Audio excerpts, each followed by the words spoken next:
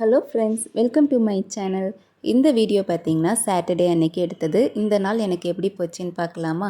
இன்றைக்கி சாட்டர்டேன்றதுனால school leave தான். எல்லா சாட்டர்டேவும் ஸ்கூல் லீவ் கிடையாது. பாப்பாவுக்கு செகண்ட் சாட்டர்டே மட்டும்தான் ஸ்கூல் லீவு. இந்த சாட்டர்டே எதுக்காக லீவுன்னு பார்த்தீங்கன்னா கேஜி ஸ்டூடெண்ட்ஸ்க்குலாம் கிராஜுவேஷன் டே, அதனால் லீவ் விட்டுட்டாங்க. காலையில் எழுந்ததும் பார்த்திங்கன்னா ஃபஸ்ட்டு கடுங்காப்பி தான் ரெடி பண்ணேன். வெல்லம் போட்டு தான் இன்றைக்கி ரெடி பண்ணியிருந்தேன். இன்றைக்கி பிரேக்ஃபாஸ்ட்க்கு சாம்பாரும் பொங்கலும் தான் ரெடி பண்ண போகிறேன். சாம்பாருக்கு பருப்பையும் பூண்டையும் ஃபஸ்ட்டு அவிய வச்சுட்டேன். அதுக்கப்புறம் இன்னொரு பாத்திரத்தில் பார்த்திங்கன்னா எண்ணெய் ஊற்றிட்டு காஞ்ச மிளகாய், கடுகு பறிஞ்சதும் கருவேப்பிலை சேர்த்துருக்கேன். அதுக்கப்புறம் சின்ன வெங்காயம் ஆட் பண்ணியிருக்கேன். வெங்காயம் கண்ணாடி பதம் வந்ததும் கத்திரிக்காய், உருளைக்கிழங்கு, கேரட்டு, பீன்ஸு, அதுக்கப்புறம் பார்த்திங்கன்னா சீனி அவரைக்காய், தக்காளி எல்லாமே ஒன்றாவே ஆட் பண்ணியிருக்கேன். இதை ஒரு 3 நிமிஷம் வதக்கிட்டு இதில் பெருங்காயத்தூள், மஞ்சத்தூள், சாம்பார் பொடி ஆட் பண்ணியிருக்கேன். இப்போ இது எல்லாத்தையும் நல்லா மிக்ஸ் பண்ணணும். கூடவே ஒரு ஸ்பூன் வீட்டு குழம்பு தூளும் ஆட் பண்ணியிருக்கேன். 1 நிமிஷம் கிண்டிட்டு இதில் தண்ணி சேர்த்துட்டு நல்லா கொதித்து வந்ததுக்கப்புறமா முருங்கைக்காய் ஆட் பண்ணியிருக்கேன். காயெலாம் வெந்ததுக்கப்புறமா பருப்பு ஆட் பண்ணியிருக்கேன். இப்போ இதை நல்லா மிக்ஸ் பண்ணி விட்டுடலாம். அது ஒரு கொதி வரணும். அதுக்கிட்டையும் பார்த்திங்கன்னா நான் பொங்கல் சைட்லேயே ரெடி பண்ணிக்கிட்டு இருக்கேன். பொங்கல் ரெசிபி ஆல்ரெடி நான் ஷார்ட்ஸில் போட்டிருப்பேன். அதனால் இதில் நான் ஷேர் பண்ணல. ஆனால் என்னென்ன இன்க்ரீடியன்ஸ்லாம் போட்டிருக்கேன்றது உங்களுக்கு வீடியோவிலே தெரியும். பொங்கலுக்கு ரெடி பண்ணுறதுக்கிட்டேயும் பார்த்திங்கன்னா சாம்பாரும் நல்லா கொதிச்சிருச்சு. இதில் புளி கரைசல் ஆட் பண்ண வேண்டியதான். பாத்திரம் கொஞ்சம் பத்தாததுனால திரும்ப நான் குக்கர்லேயே மாற்றி வச்சுட்டேன். புளி கரைசல் ஊற்றுனதும் நுர வந்ததுக்கப்புறமா இறக்கிற வேண்டியதான். ரொம்ப கொதிச்சாலாம் நல்லா இருக்காது. பொங்கலும் ரெடி ஆயிடுச்சு. காலையில் பிரேக்ஃபாஸ்ட்லாம் சாப்பிட்டுட்டு பிள்ளைங்களாம் நல்லா விளையாடிட்டு இருந்தாங்க. அதுக்கப்புறம் நானுமே கொஞ்சம் நேரம் ரெஸ்ட் எடுத்துகிட்டு இருந்தேன். அதுக்கப்புறம் மதியம் வேலையெல்லாம் ஸ்டார்ட் பண்ண ஆரம்பிச்சிட்டேன். பொங்கல் கொஞ்சம் மீதி இருந்தது, சாம்பார் கொஞ்சம் மீதி இருந்தது. அதெல்லாம் தனித்தனி பாத்திரத்தில் எடுத்து வச்சுட்டு அந்த பெரிய பாத்திரம் எல்லாத்தையுமே வாஷ் பண்ணுறதுக்கு போட்டுட்டேன். அதுக்கப்புறம் கவுண்டர் டாப்பில் பார்த்திங்கன்னா கொஞ்சம் சாப்பாடு, அப்புறம் உப்பு இது எல்லாமே சிந்தி இருந்தது. நான் எப்போவுமே உப்பு கொஞ்சம் கம்மியாக தான் ஆட் பண்ணுவேன். அதனால் எல்லோரும் எக்ஸ்ட்ரா தனியாக எடுத்து போடுவாங்க. அதுலேயே பாதி சிந்திருச்சு. கவுண்டர் டாப்புலாம் க்ளீன் பண்ணி வச்சதுக்கப்புறமா மதியத்துக்கான லஞ்ச் வேலையெல்லாம் ஸ்டார்ட் பண்ணிட்டேன்.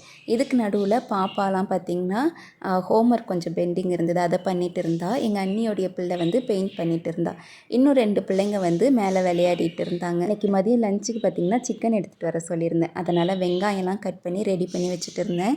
வெங்காயம் கட் பண்ணி முடிக்கிறதுக்கிட்டையுமே சிக்கன் வாங்கிட்டு வந்துட்டாங்க. இன்றைக்கி கிரேவியும் அதுக்கப்புறம் கொஞ்சமாக ஃப்ரையும் பண்ண போகிறேன். சிக்கனை வாஷ் பண்ணுறதுக்கு மஞ்சத்தூள் போட்டு தண்ணி ஊற்றி 5 நிமிஷம் அப்படியே வச்சுருவேன். அதுக்கப்புறம் தான் அதை எடுத்து வாஷ் பண்ணுவேன். இப்போ சிக்கன் நல்லா வாஷ் பண்ணிவிட்டு வந்துட்டேன். ஃப்ரைக்கு தனியாக, கிரேவிக்கு தனியாக எடுத்து வச்சுட்டேன். ஃப்ரைக்கு சிக்கன் 65 மசாலாவும், தயிர், பெருஞ்சீரகம் ஆட் பண்ணியிருக்கேன். கூடவே ஆரிகனோவும் ஆட் பண்ணியிருக்கேன். அதுக்கப்புறம் பார்த்திங்கன்னா கஸ்தூரி மெத்தி ஆட் பண்ணியிருக்கேன். அப்புறம் ஒரு முட்டை, அதுக்கப்புறம் இஞ்சி பூண்டு பேஸ்ட்டும் ஆட் பண்ணியிருக்கேன். அதுக்கப்புறம் பார்த்திங்கன்னா கார்ன்ஃப்ளவர் மாவும் ஆட் பண்ணியிருக்கேன். அதை நல்லா மிக்ஸ் பண்ணி வச்சிடலாம். 20 மினிட்ஸ் அதை நல்லா அப்படியே ஊற வச்சுருவேன். சம்டைம் அதை ஃப்ரிட்ஜில் கூட வச்சுட்டு அதுக்கப்புறம் ஃப்ரை பண்ணுவேன். இப்போ கிரேவிக்கு என்ன பண்ணியிருக்கேன்னு பார்த்திங்கன்னா எண்ணெய் ஊற்றிட்டு பட்டை, கிராம்பு, ஸ்பைசஸ் இருக்குல்லையே அதை இடித்து சேர்த்துருக்கேன். இது வாசம் வந்ததுக்கப்புறமா வெங்காயம் வதங்கினதுக்கப்புறமா தக்காளி சேர்த்துருக்கேன். தக்காளி மசிஞ்சது இஞ்சி பூண்டோடைய பச்சை வாசம் போனதுக்கப்புறமா கடையில் வாங்கின சிக்கன் மசாலா தான் சேர்த்துருக்கேன். அதுக்கப்புறம் பார்த்திங்கன்னா வீட்டு குழம்புத்தூள் 1 ஸ்பூன் சேர்த்துருக்கேன். மசாலாலாம் போட்டு ஒரு 2 நிமிஷம் வதக்கிட்டு சிக்கன் ஆட் பண்ணியிருக்கேன். தேவையான அளவு உப்பு போட்டு 1 கிளாஸ் போல் தான் தண்ணி சேர்த்துருக்கேன். அதுக்கப்புறம் மூடி போட்டு வேக வைக்க வேண்டியதான். கரெக்டாக ஒரு 20 நிமிஷத்தில் வெந்துடும். வெந்ததுக்கப்புறமா நம்ம கடைசியில் தேங்காவும் பெருஞ்சீரகத்தையும் 1, 2 அரைச்சி சேர்த்துருக்கேன். அவ்வளோதான். சிக்கன் கிரேவி சிம்பிளாகவே ரெடி ஆயிடுச்சு. அப்படியே ஃப்ரையும் பண்ணியாச்சு. மதியம்லாம் லஞ்சு சாப்பிட்டதுக்கப்புறமா ஒரே பிள்ளைங்க விளையாட்டு தான். அதுக்கப்புறம் பார்த்திங்கன்னா ஈவினிங் ஒரு 6 o'clockலாம் அவங்க வீட்டுக்கு கிளம்பிட்டாங்க. ஏன்னா நாளைக்கு சர்ச்சுக்கு போகணுன்றதுனால. அதுக்கப்புறம் பார்த்திங்கன்னா எதிர்த்த வீட்டில் இருக்கிற அக்கா மருதாணி பறிச்சிட்டு தந்துருந்தாங்க. பாப்பா நானும் ஹெல்ப் பண்ணுறேன் உங்களுக்கு பிச்சு தர்றதுக்கு அப்படின்னு சொல்லி அவளும் ஹெல்ப் பண்ணிகிட்டு இருந்தா. நாங்கள் சீக்கிரமாகவே மருதாணியை அரைச்சி வச்சுட்டோம். ஏன்னா பாப்பாவுக்கு நைட்டு டென்டல் செக்கப்புக்கு போக வேண்டியது இருக்குது. ஸோ 7:30க்கு அப்புறம் ஹாஸ்பிட்டல் போகலாம் அப்படின்ட்டு இருக்கோம். இதை முன்னாடியே அரைச்சி வச்சுட்டோன்னா ஹாஸ்பிட்டல் போயிட்டு வந்ததுக்கப்புறமா கையில் வச்சுக்கலாம் அப்படின்னு பிளான் பண்ணி இதை சீக்கிரமாகவே அரைச்சி வச்சுட்டோம். மருதாணி அரைக்கிறதுக்கு எலுமிச்சை பழமும் புளியும் இது கூட சேர்த்துருந்தோம். பாப்பா நான் ஹெல்ப் பண்ணுறேன் அப்படின்ட்டு அவளும் கொஞ்சம் ஹெல்ப் பண்ணிகிட்டு இருந்தா. கட் பண்ணலாம் விட மாட்டேன். மற்றபடி சின்ன சின்ன ஹெல்ப்லாம் பண்ணுவாள். அரைக்கையும் அவளை விட மாட்டேன். மருதாணி அரைச்சி வச்சதுக்கப்புறமா நாங்கள் ஹாஸ்பிட்டலுக்கு போயிட்டோம். டென்டல் செக்கப் பண்ணிவிட்டு அவங்க என்ன சொன்னாங்கன்னா நாளைக்கு வாங்க அப்படின்னிட்டாங்க. ஸோ நாங்கள் பக்கத்தில் இருக்க முதலூருக்கு தான் வந்திருந்தோம். இங்கே அந்த பார்க் இருக்குது, அந்த பார்க்கில் கொஞ்சம் நேரம் பாப்பாவை விளையாட விடலாம் அப்படின்றதுக்காக தான். அதாவது இது ப்ரேயர் கார்டன் தான், பக்கத்தில் வந்து பார்க் மாதிரியே செட் பண்ணியிருப்பாங்க. ஸோ அதில் பாப்பாவை கொஞ்சம் நேரம் விளையாட விட்டுட்டு இருந்தோம். அவள் ரொம்பவே ஜாலியாக விளையாடிக்கிட்டு இருந்தா. இந்த இடம் பார்க்குறதுக்கு அவ்வளோ சூப்பராக இருக்கும், ஏன்னா அவ்வளோ செடி இருக்கும். அது மட்டும் இல்லாமல் அவங்க பண்ணியிருக்க ஒர்க் எல்லாமே சூப்பராக இருக்கும். அந்த இடத்துல வந்து நம்ம ஃபோட்டோ எடுக்கையும் அவ்வளோ அழகாக இருக்கும். லைட்லாம் போட்டு ரொம்ப சூப்பராக இருக்கும்.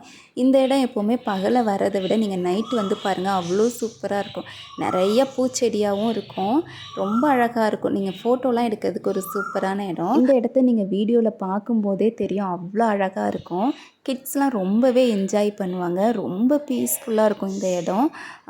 அது மட்டும் இல்லாமல் பார்த்திங்கன்னா லவ் பேர்ட்ஸ்லாம் வச்சுருப்பாங்க. இந்த பேர்ட்ஸ்லாம் சவுண்டு விடுறது அவ்வளோ சூப்பராக இருக்கும்.